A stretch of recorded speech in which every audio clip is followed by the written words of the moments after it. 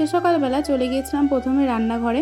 যেহেতু আজকে দুপুরবেলা এক জায়গাতে নিমন্ত্রণ আছে আমাদের বাড়ির পাশেই, আমাদের পাড়াতেই, সেহেতু আমি ভাবলাম যে আজকে তো দুপুরে রান্নাবান্না কিছু করব না, আর সকালবেলা কিছু তো একটা করতে হবে। তাই বললাম যে আর যদি দুপুরে কোথাও নিমন্ত্রণও থাকে তখন কিন্তু সকালে ভাত টাত রান্নাবান্না করতেও ইচ্ছা করে না, তাই ভাবলাম যে তাহলে রুটি বা পরোটা কিছু একটা করব।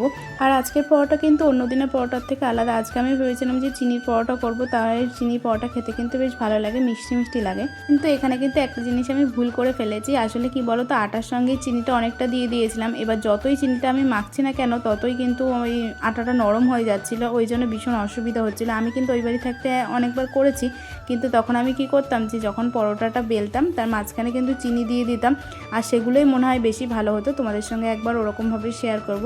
যাই হোক, আজকে আমি কিন্তু ওরকমভাবেই বানিয়েছিলাম, আর চিনির সঙ্গে আর আটা দিয়ে একবার পুরো মেখে তাই একবারে করেছিলাম।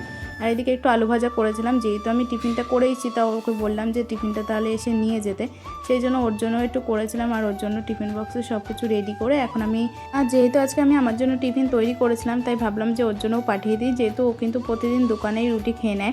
সকালে কিছু জামাকাপড় আমি ভিজিয়ে দিয়েছিলাম, যেহেতু আজকে ভেবেছিলাম রান্নার তোড়জোড়টা সেরকমভাবেই নেই, তাই ভাবলাম যে জামাকাপড়গুলো কেচে দিই। তাই অনেকগুলো জামাকাপড় জমে গিয়েছিলো, সেগুলোই কেচে ছাদে মেলে দিলাম। আর আজকে রোদটাও খুব সুন্দর বেরিয়েছিল।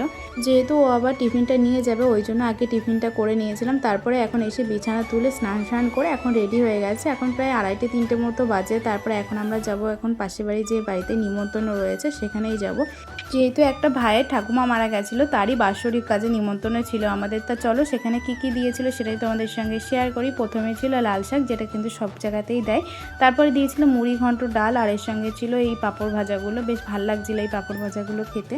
তারপরে ছিল পটল চিংড়ি, কিন্তু বিশ্বাস করো এই পটল চিংড়ির মধ্যে আমার কিন্তু একটাও চিংড়ি বাঁধেনি। তারপরে এর মধ্যে দিয়ে দিয়েছিল ইলিশ মাছ, ইলিশ মাছের ঝাল ছিল।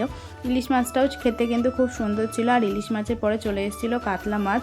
এখানে 3 রকমের মাছের আইটেম করেছিল ওরা। তারপরে ছিল চাটনি, আর চাটনির সঙ্গে দিয়ে দিয়েছিল এক গাদা পাঁপড়। আর পাঁপড় দিয়ে চাটনি খেতে কিন্তু আমার খুব ভালো লাগে, তাই জন্য আমি দুবার করে ওর কাছে পাঁপড় চেয়েছি, আর ও এক গাদা পাঁপড় দিয়ে দিয়েছে আমাকে। আর ছিল মিষ্টি। তা চলো আজকে ভিডিওটা এখানে এন্ড করছি। ভালো লাগলে লাইক অ্যান্ড সাবস্ক্রাইব।